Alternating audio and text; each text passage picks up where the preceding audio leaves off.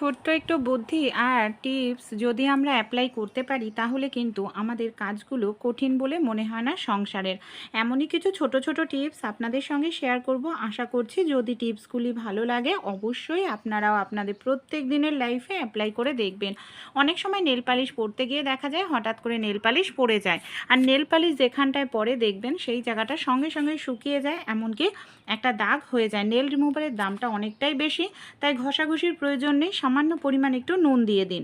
নুন দিয়ে আঙুলের সাহায্যে এইভাবে হালকা করে একটু ডললেই দেখবেন খুব সহজেই আপনাদের নেল পালিশের দাগটা উঠে যাবে। সময়ও লাগবে না, নেল রিমুভারও আপনাদের এখানে খরচ করতে হবে না। ভালো লাগলে ট্রাই করে দেখবেন। আমাদের যাদের বাড়িতে এই ধরনের কাঁচের জার আমরা ব্যবহার করি, অনেক সময় কি হয় জানেন, এই যে কাঁচের জারের ঢাকনাটা হয়তো নষ্ট হয়ে যায়, তখন আমাদের পুরো কাঁচের জারটাই বেকার হয়ে যায়। এরকম যদি হয় যে কাঁচের জার আপনারা আর ফেলবেন না ভুল করেও, কি করবেন, একটি বেলুন নিয়ে নিন। বেলুনটাকে হালকা করে ওপরের দিকে কেটে এইভাবে ঢাকনা হিসাবে ব্যবহার করতে পারবেন। দুধের প্যাকেট কিংবা দইয়ের প্যাকেট কম বেশি আমরা প্রত্যেকেই কিন্তু ব্যবহার করে থাকি, কিন্তু অনেক সময় দেখা যায় প্যাকেটটা যখন কাটি পুরোটাই আমরা হয়তো কেটে ফেলে দিই, কিন্তু এই যে ছোট টুকরোটা হয়তো ডাস্টবিনে ফেলা হয়, বা অনেক সময় ডাস্টবিনে ফেলাও হয় না, পরিবেশে মিশলে পরিবেশ দূষণ হয়। তাই এমনভাবে কাটবেন কিছুটা অংশ যেন প্যাকেটের মধ্যেই লেগে থাকে। তাহলে কি হবে দেখবেন, আপনাদের পরিবেশ, আমাদের পরিবেশ, সবারই পরিবেশ দূষণ মুক্ত থাকবে। এমনকি এটা প্যাকেটটা ডাস্টবিনে ডাইরেক্ট ফেললে রিসাইকেল হয়ে যাবে। দুধ দইয়ের প্যাকেট যখন ব্যবহার করা হয়ে যাবে, মানে বের করা হয়ে যাবে, দুধ বা দই প্যাকেটের মধ্যে সামান্য জল দিয়ে ধুয়ে নিয়ে নিন। এই জলটা আপনারা তরকারিতে দিতে পারেন কিংবা গাছের গোড়ায়ও দিতে পারেন, তাই নষ্ট করে না করে এই টিপসটি অ্যাপ্লাই করতে পারেন। আঙ্গুর আমরা কম বেশি প্রত্যেকেই খেয়ে থাকি। অনেক সময় দেখা যায় আমরা যে আঙ্গুরটা খাই না, এর মধ্যে নানা রকম কেমিক্যাল স্প্রে করা থাকে, তাই এই আঙুরের খোসা তো আর ছাড়িয়ে খাওয়া যায় না। তাই যখনই আপনারা বাজার থেকে আঙুর কিনে আনবেন, সব সময় দেখুন আমরা কি করি, জল দিয়ে ধুয়েই খাই, কিন্তু জল দিয়ে অবশ্যই ধোবো। তার আগে আমরা যে কাজটি করব, এখানে নুন জলের মধ্যে 2-3 মিনিটের জন্য আঙুরটাকে এইভাবে ভিজিয়ে রাখবো। দেখুন আমি এখানে 2-3 মিনিট ভিজিয়ে রেখেছিলাম, তারপর যদি খাই শরীর অসুস্থ হবে না। ভালো লাগলে টিপসটি অবশ্যই ট্রাই করে আপনারাও কিন্তু দেখবেন। অনেক সময় হয় আমাদের এমন বাড়িতে অনেক কৌটো থাকে, কৌটোর দেখা যায় ঢাকনার প্যাঁচটা হয়তো কেটে গেছে, আর কৌটোটা আটকানো যাচ্ছে না। কৌটোর মধ্যে কোনো জিনিস রাখলেও কিন্তু সেই জিনিসটা দেখা যাচ্ছে তাড়াতাড়ি নষ্ট হয়ে যায়। তাই কৌটোর প্যাঁচ যদি কেটে যায় আপনারা কি করবেন, 2-3টে গার্ডার এইভাবে লাগিয়ে নিন। এই দেখুন আমি এখানে 2-3টে গার্ডার এইভাবে আটকে নিলাম। এবার যদি আমরা ঢাকনাটা আটকাই তাহলে দেখা যাবে আমাদের যে প্যাঁচটা নষ্ট হয়ে গেছে বা কেটে গেছে সেটা আবার টাইট হয়ে যাবে, আর আমাদের কোনো জিনিস রাখলে আর সহজে নষ্ট হবে না।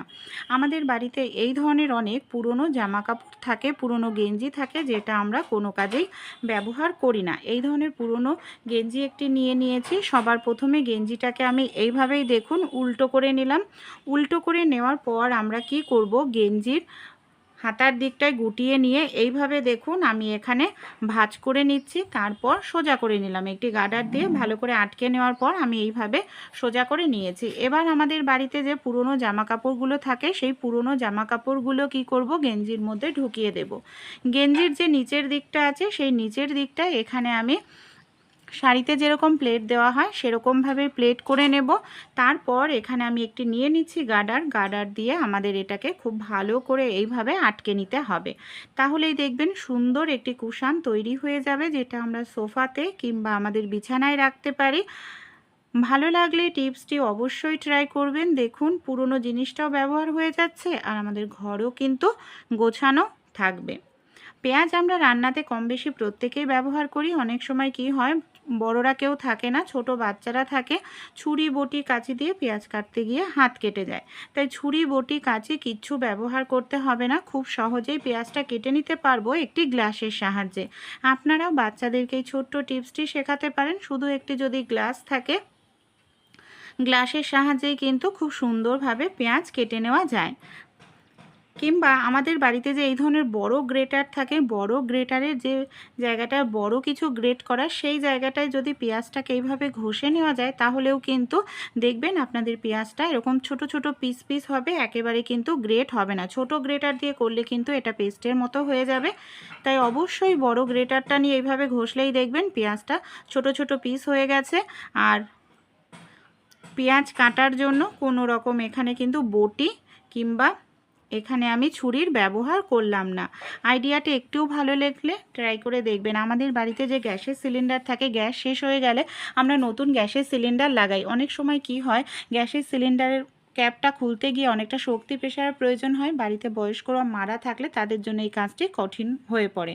আমাদের বাড়িতে যে এই ধরনের খুন্তি থাকে, খুন্তির যে হ্যান্ডেলটা থাকে, কি করব, গ্যাস সিলিন্ডারের ক্যাপের আংটা এইভাবে ঢুকিয়ে দেবো, তাহলেই দেখবেন আংটাটা ঢেলা হয়ে যাবে, দড়ি ধরে টানতে হবে না। এইভাবে ক্যাপটা ধরে ওপর থেকে হালকা করে একটু টান দিলেই সহজেই গ্যাস সিলিন্ডারের ক্যাপটি কিন্তু আমরা খুলে ফেলতে পারবো। আইডিয়াটি যদি ভালো লেগে থাকে অবশ্যই আপনারাও কিন্তু ট্রাই করে দেখবেন। সূচ সুতো সাহায্যে আমরা কম বেশি প্রত্যেকেই সেলাই করে থাকি। অনেক সময় কি হয়, যে সূচ সুতো দিয়ে আমরা সেলাই করি, সুতো পরাতে সূচের মধ্যে অনেকেরই অসুবিধা হয়, যাদের চোখে সমস্যা রয়েছে। পুরনো একটি সেফটি পিন নিয়ে নিন। আর আমাদের বাড়িতে যে এই ধরনের কারেন্টের তার থাকে, ইলেকট্রিক তার, তার মধ্যে থেকে আমি তামার তারটা বের করে নিয়েছি। তামার তারটাকে সবার প্রথমে আমি ইউ মতো করে এইভাবে ভাঁজ করে নিচ্ছি। তারপর আমাদের যে সেফটি পিনটা রয়েছে, সেফটি পিনের ওপর তামার তারটাকে দিয়ে এখানে আমি নিয়ে নেব সেলুটেপ। সেলুটেপের সাহায্যে খুব ভালো করে তামার তারটার সঙ্গে সেফটি পিনটাকে এইভাবে আমাদের সেট করে নিতে হবে। তাহলে একটি অর্গানাইজার তৈরি হয়ে গেল। এটার সাহায্যে যখন আমাদের প্রয়োজন তখনই সূচে সুতো পরিয়ে নিতে পারবো। একবার তৈরি করে নিলে অনেক বছর ইউজ করতে পারবো। সবার প্রথমে সুচটাকে তামার তারের মধ্যে এইভাবে ঢুকিয়ে দিলাম। তারপর আমরা যে সুতোটা পরাতে চাই সেই সুতোটাকেও তামার তারের মধ্যে ঢুকিয়ে দিচ্ছি। তারপর সুচটাকে বের করে নেব। ব্যাস, ছোট সুচেই দেখুন কত সহজেই আমাদের এখানে সুতো পরানো হয়ে গেল। যদি ভালো লেগে থাকে আইডিয়াটি ট্রাই করে অবশ্যই দেখতে পারেন। কাঁঠালের সবজি কম বেশি আমরা প্রত্যেকেই খেয়ে থাকি, কিন্তু অনেক সময় কাঁঠাল কাটতে গেলে প্রচুর পরিমাণে আঠার কারণে আমাদের বটি ছুরি একেবারে আঠা আঠা হয়ে যায় আমাদের হাত।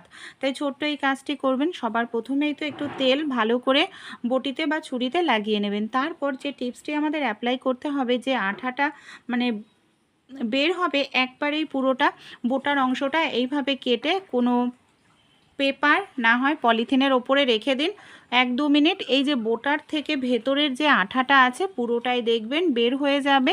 এরপর 2-3 মিনিট পর যদি আমরা কাঁঠাল বা ইঁচড়টা কাটি, তাহলে আমাদের ছুরি বটিতে কিন্তু অনেকটা পরিমাণ আঠা লাগার কোনো রকম সম্ভাবনাই থাকবে না। বাঁধাকপির তরকারি আমরা কম বেশি প্রত্যেকেই খেয়ে থাকি। অনেক সময় দেখা যায় বাঁধাকপি যখন আমরা ঝিরিঝিরি করে কাটতে যাই ছুরি বটি দিয়ে, হাত কেটে যাওয়ার সময় হাত কেটে যাওয়ারও সম্ভাবনা থাকে, কিংবা অনেকটা সময় লেগে যায়। আমাদের বাড়িতে যে এই ধরনের গ্লাস থাকে, একটি গ্লাস নিয়ে নেবেন। ছোট একটি গ্লাসের সাহায্যে এইভাবে যদি বাঁধাকপি আপনারা কাটেন, হাত কেটে যাওয়ার কোনো রকম সম্ভাবনা থাকবে না। ছুরি বটির থেকেও কিন্তু খুব তাড়াতাড়ি আপনারা এখানে বাঁধাকপি কেটে নিতে পারবেন। ভালো লাগলে আইডিয়াটি অবশ্যই ট্রাই করে দেখবেন। আমরা তো প্রত্যেকেই ফুল ঝাড়ু দিয়ে ঘর ঝাড় দিয়ে থাকি। অনেক সময় পাখা চালিয়ে যখন আমরা চুল আঁচড়াই, আমাদের যে চুলগুলো উঠে যায়, দেখা যায় হাওয়ার কারণে আমাদের বাড়িতে যে ফার্নিচার থাকে তার তলায় ঢুকে যায়। আর যখন আমরা ঘর ঝাড় দিই দেখা যায় ফুল ঝাড়ুর মধ্যে সেই ফার্নিচারগুলোতে জমে থাকা চুলগুলো খুব সহজেই আমাদের ফুল ঝাড়ুতে চলে আসে। আর ফুল ঝাড়ুতে এইভাবে চুলগুলো আটকে যায়, চুলের সঙ্গে আরও বেশি নোংরা দেখা যায়, জড়িয়ে যায়। তাই কি করবেন, আর ফুল ঝাড়ু যদি আমরা মাঝে মাঝেই ধুয়ে দিই, 2-3 দিন পর পর ফুল ঝাড়ু বেশি দিন টেকসই হয় না, বিশেষ করে প্রাকৃতিক যে ফুল ঝাড়ুগুলো আছে। আমাদের বাড়িতে যে এই ধরনের চিরুনি থাকে, চিরুনি নিয়ে নিন। অবশ্যই পুরনো চিরুনি নেবেন, যে চিরুনি দিয়ে চুল আঁচড়ান না, সেই চিরুনি দিয়ে এইভাবে যদি আঁচড়াতে থাকেন আপনারাও ফুল ঝাড়ুটাকে, ফুল ঝাড়ুর মধ্যে যে চুলটা রয়েছে দেখবেন সেই চুলটা খুব সহজেই বের হয়ে যাবে। আর ফুল ঝাড়ু মাঝে মাঝে জল দিয়ে ধোয়ার প্রয়োজন পড়বে না। অনেক সময় কি হয়, আমাদের কোনো প্রজেক্ট লাগে স্কুলে বা বাচ্চাদের দরকারের জন্য সার্কেল আঁকতে লাগে। দেখা যায় আমাদের পারফেক্ট সার্কেল হয় না, আঁকাবাঁকা হয়ে যাচ্ছে। তখন আপনারা একটি সেফটি পিন নিয়ে নিন। সেফটি পিনের মাথাটা এইভাবে একটি আঙুল দিয়ে শক্ত করে চেপে ধরবেন, যাতে কোনোভাবেই সেটা নড়াচড়া না করে। সেফটি পিনের যে গোল ছিদ্র রয়েছে সেটার মধ্যে পেন্সিলটাকে বসিয়ে আপনারা যদি এইভাবে গোল টানেন, দেখবেন খুব সহজেই কিন্তু আপনারা সার্কেলটা করে নিতে পারবেন শুধু একটি সেফটি পিনের সাহায্যে। ভালো লাগলে অবশ্যই